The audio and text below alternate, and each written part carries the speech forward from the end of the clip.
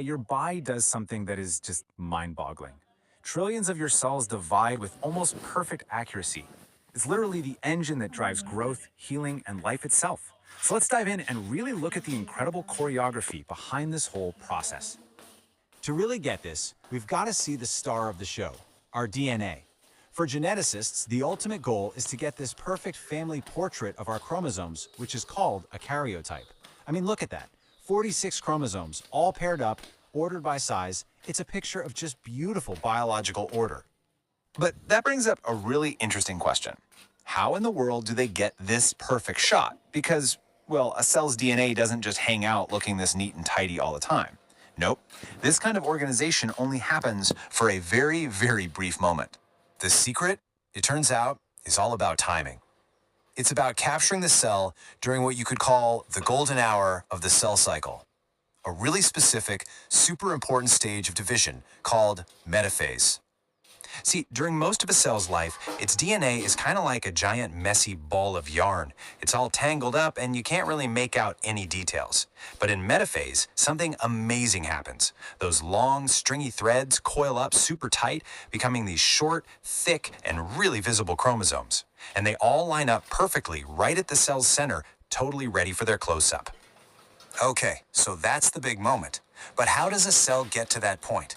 Before any of that high-drama division can happen, there's a huge amount of prep work. So let's rewind a bit and look at the phase that really sets the stage for everything. For a long time, this phase was called the resting phase, which is honestly one of the biggest mistakes in biology. I mean, just look at this chart. A cell spends about 90% of its life right here. It's not resting at all. It's incredibly busy, growing, doing its job, and getting everything ready for the main event. And this prep work happens in 3 main acts. First up is G1, where the cell just gets bigger. Then comes the most critical part, the S phase, where it synthesizes or copies its entire set of DNA. And finally, there's G2, which is like a last round of growth and a final systems check before division kicks off. All of this is managed by a frankly dizzying network of signals inside the cell. And just look at the difference here. On the left, you've got that messy, stringy stuff. That's the DNA during interphase. But on the right, that's metaphase. Everything is tightly wound up into those neat little packages we call chromosomes, all organized and ready for action. It's a really incredible transformation. So, our chromosomes are condensed and ready to go. Now comes this incredibly intricate dance to get every single one of them lined up perfectly in the dead center of the cell. This whole process is called chromosome congression. You have these tiny little protein strands called microtubules. Just think of them as cellular ropes that stretch out from opposite ends of the cell. They grab onto each side of a chromosome, and then the chromosomes start to shuffle and move, pulled by these ropes right toward the middle. And this is the perfect way to describe it. It's a molecular tug-of-war. Those cellular ropes are pulling from opposite sides with equal force. And what's the result? The chromosomes settle perfectly in the middle, on this imaginary line we call the metaphase plate. It's all about perfect balance, perfect precision. But listen, with the entire genetic code on the line, the cell can't just cross its fingers and hope for the best. It has these incredibly sophisticated security checkpoints to make sure the whole process is absolutely flawless.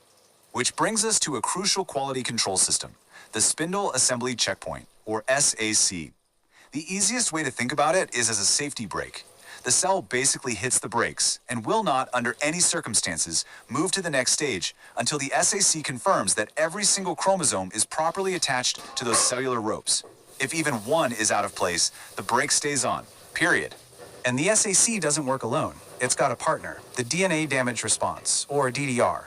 Think of them like 2 different quality control teams.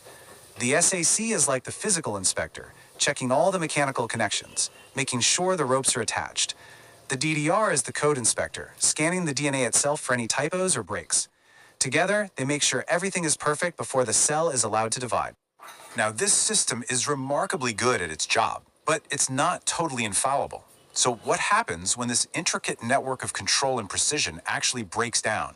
What are the real consequences when a cell loses its ability to pause, to check its own work, and to listen to those warning signals from systems like the SAC and the DDR? Well, that right there is the very definition of cancer. At its absolute core, cancer is a disease of the cell cycle. Cancer cells are the ones that have lost their brakes. They just blow right through the stop signs and divide uncontrollably, passing on their mistakes and creating more and more faulty cells. And the control of this whole cycle really comes down to two main types of genes. You've got proto-oncogenes, which are basically the gas pedal. They tell the cell to divide when it's supposed to. And then you have tumor suppressor genes. You guessed it, they're the brake pedal. They stop the cell from dividing when it shouldn't. Cancer often happens when mutations cause the gas pedal to get stuck to the floor or the brakes to fail completely. When you step back and think about it, from a single cell all the way up to a complete human being, this cycle is the fundamental engine of life itself. It's an absolute masterclass in precision and control. And so it leaves us with this really profound question. If we could truly understand and learn how to fine-tune this engine, what could we achieve? Could we stop diseases in their tracks? Could we regenerate tissues? The possibilities are really as vast as life itself.